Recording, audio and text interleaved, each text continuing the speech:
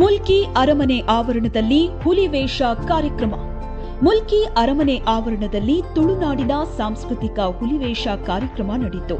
ಹುಲಿವೇಷ ಕೇವಲ ಕುಣಿತವಲ್ಲ, ಅದು ತುಳುನಾಡಿನ ಜನರ ನಾಡಿಮಿಡಿತ.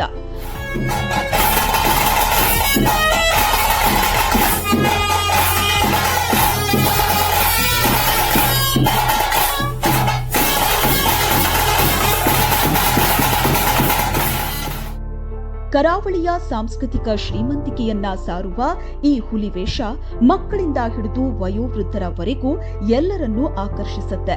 ಯಕ್ಷಗಾನ, ಭೂತಾರಾಧನೆ ಹಾಗೂ ಕಂಬಳಕ್ಕೆ ಇರುವಷ್ಟೇ ಪ್ರಾಮುಖ್ಯತೆ ಹಾಗೂ ಪ್ರಖ್ಯಾತಿ ಹುಲಿವೇಷಕ್ಕೂ ಇದೆ.